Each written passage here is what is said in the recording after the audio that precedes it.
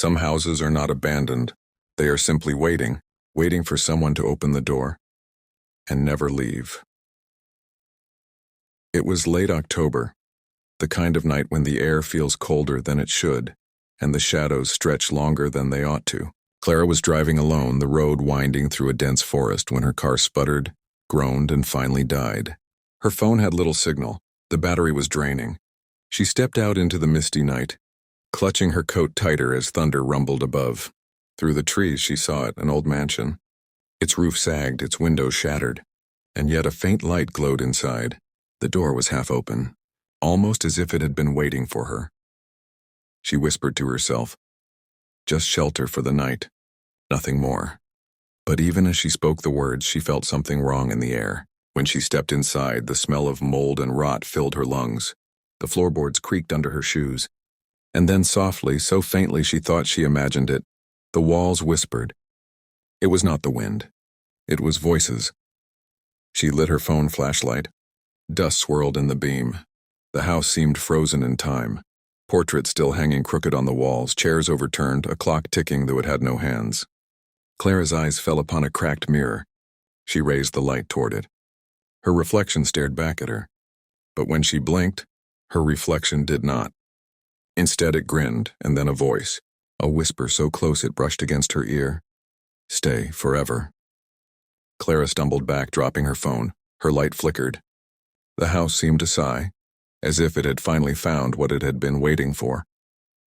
She picked up her phone and tried to leave. But the front door was gone. Where there had been a doorway, there was now only wall. Her chest tightened. She hurried down a hallway, trying door after door. Most were locked. Others opened into rooms filled with cobwebs and shadows.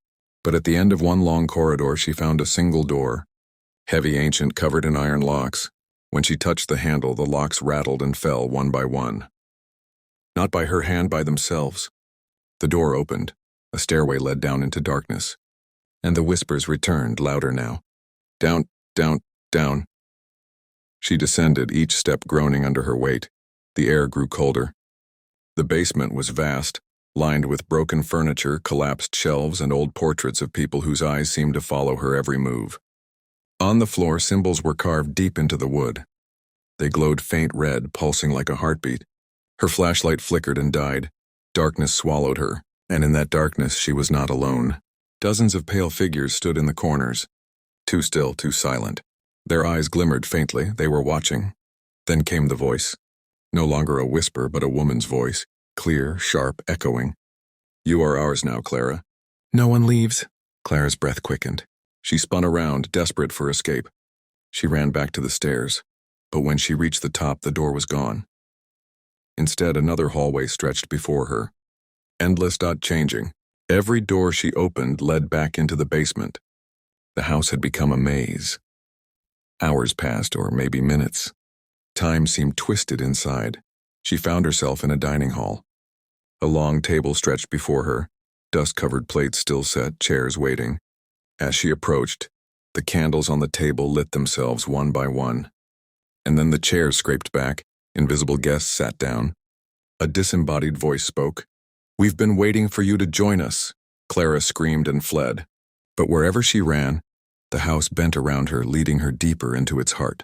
As she stumbled into a nursery, old toys lay scattered across the floor. A rocking horse moved on its own. A music box began to play. The melody was slow, distorted. From the corner, a child's giggle echoed. She turned and saw a small figure sitting in the shadows. A little girl, pale as bone, her eyes black as night. The girl whispered, "Will you play with me?"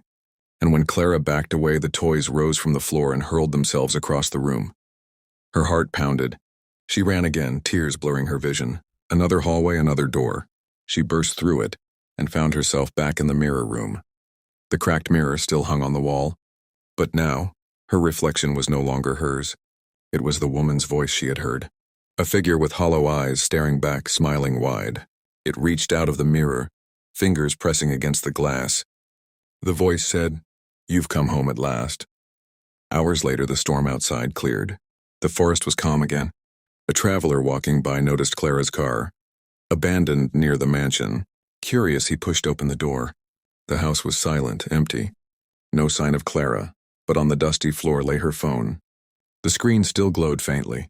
A recording was open. And when the man pressed play, a voice whispered from the speaker, "Now you will whisper too." He dropped the phone and fled. But if you ever pass by that old house and you listen carefully, you might still hear Clara's voice. Calling, waiting, because the house is never empty, it is only hungry.